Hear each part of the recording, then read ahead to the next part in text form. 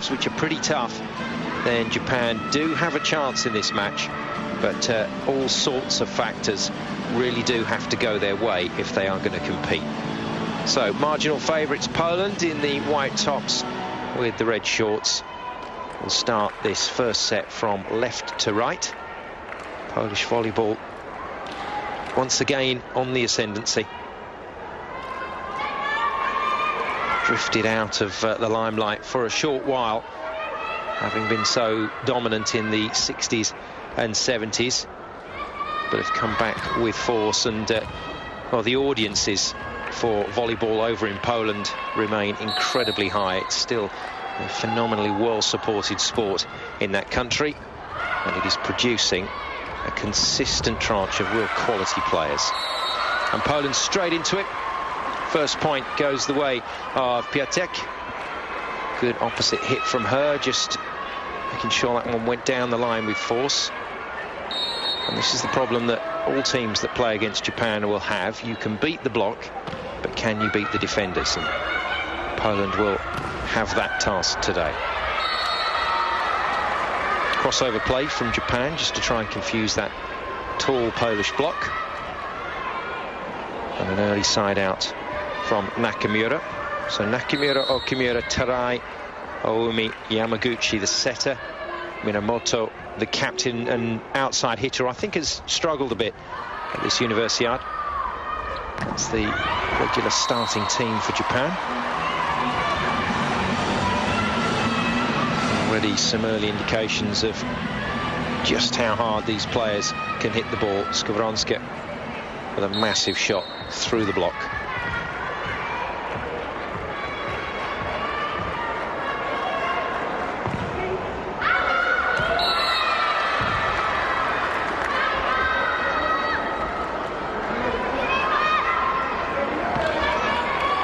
Piatek not happy at all with herself. It's quite embarrassing actually when you stick a serve out as badly as that. Do you feel quite exposed as you walk in from the baseline? Very good defence off a huge hit from Skowronska. I think we'll find that was a backcourt setter operating above the height of the net, and Mr. Stanley from the USA, the first official, deciding that was coming over. Good call, exactly right from the referee.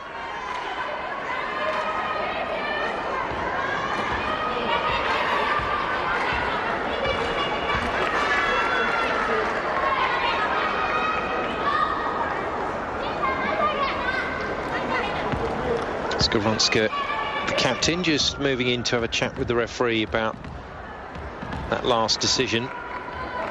It appears, I saw two thumbs go up there, it would appear that there's going to be a let point played. Well, I thought Mr. Stanley got the decision correct first time out, so we go again. And it matters not. Poland still get the point.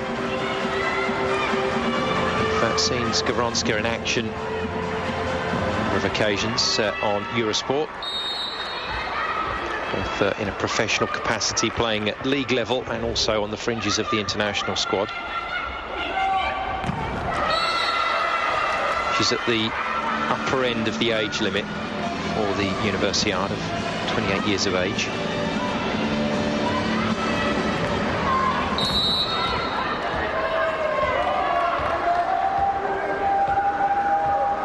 I do remember playing in the World Student Games and thinking those athletes that were at the games that were 28 were ancient.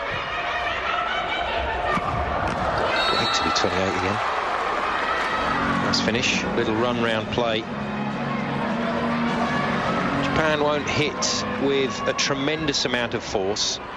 Everything they do is, in offence at least, is focused around speed, deception, hitting to space, hitting off the block.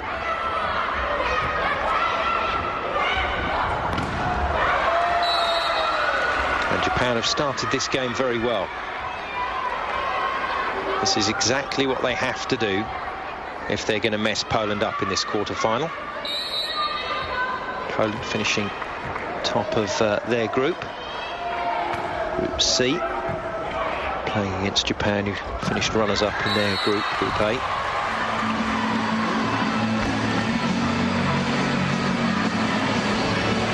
Substitutes enjoying that one. It's a potential banana skin, this, for the Polish team. Already seen some big teams come to grief at this tournament. Italy, in particular, had a horrible time here in Shenzhen. On court, that is. I'm sure everything else was great. Japan continue to score.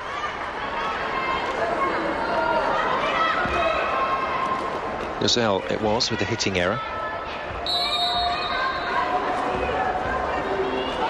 And Minamoto, the captain from the University of Tsukuba. There's quite a few players play there. It's a strong volleyball programme.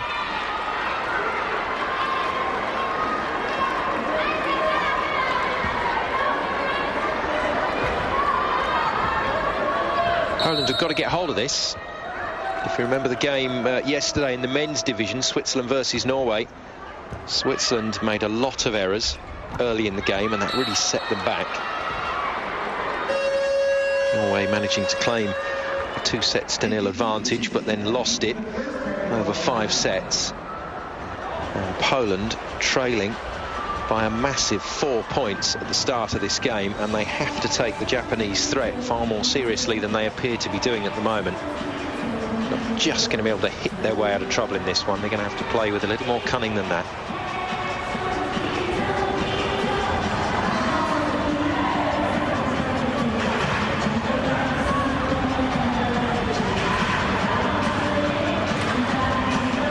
Coach Blaszczuk getting his first opportunity to talk to his Polish players in that technical timeout. Won't want to burn too many timeouts early on. Just needs to let his team get into a rhythm here. For the moment, Japan have made things tricky for them. They've attacked well, and they've really messed Poland about when they've been serving. I'm sure the hitters are away from the net, off balance by the time the ball gets to them, and then using that lack of offensive power to defend well.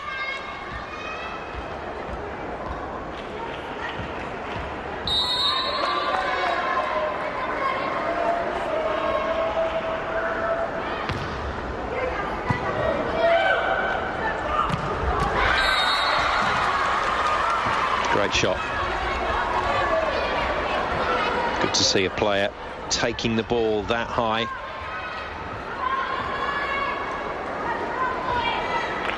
And Kanash at 6'3", 1m93, the tallest of the Polish players. And interestingly, a left-hander as well. It's really unusual actually to get a left-handed middle player.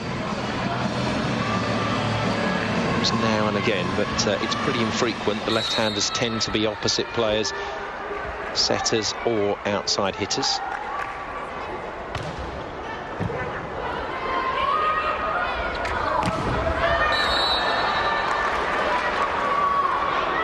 And this is a pretty tame start from the favourites.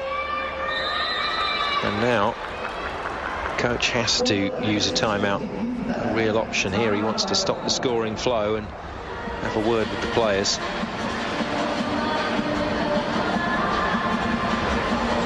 Very easy to lose your way against the Japanese team once they get on top of a match, once they get buoyant. And they do play with tremendous style, but they will hustle you out of a game. They're going to play quick. They're going to try and cut down time between points. And just keep this Polish team unsettled.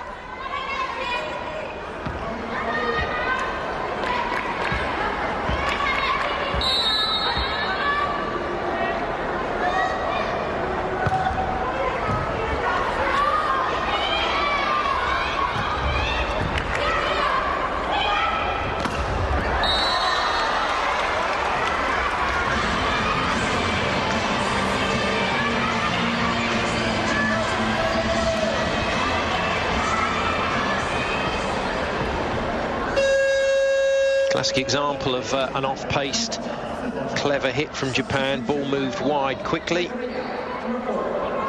down very effectively. Zielinska is in for Nuzel, who's had a poor start to this match. Japan continue to dominate, and a free ball. It was not particularly well worked.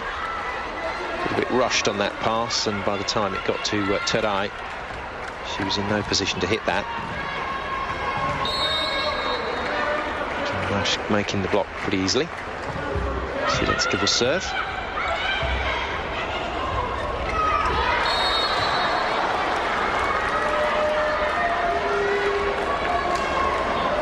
You can't get round some basic facts in sport. It's not just about volleyball. And although these players are extremely athletic, the tall players do not move as fast.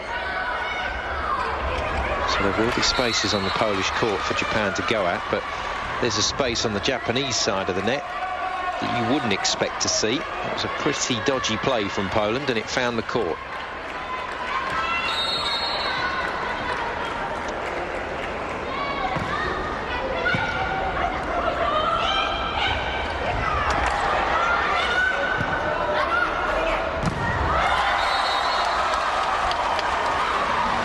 There's the upside to having tall players on court. Okay, you give up some pace and defensive capability in the back line, but in the front line you can be dominant.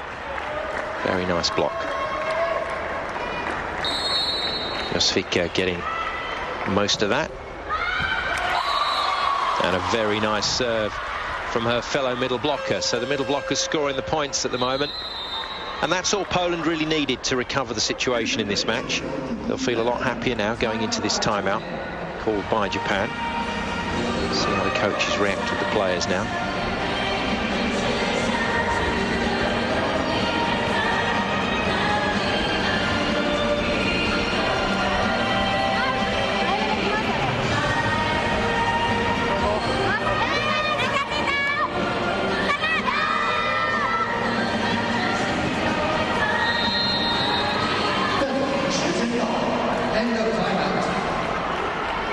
Get a reaction like that from the coaches, I think what you're looking at is the game plan has been explained, it's been gone through, we've watched the videos, and so therefore message remains the same.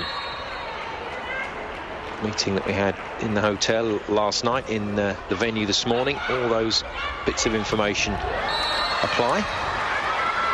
That's how you hit an inside split. Very nicely done. Oumi it was with the termination hit.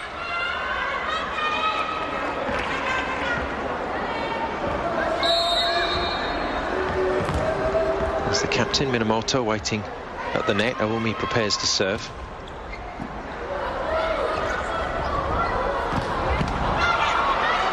Poland less accurate with everything they're doing, just relying on the power. Very good dig down the line from the libero, Inawaga, for Japan. And a great finish from Skowronska.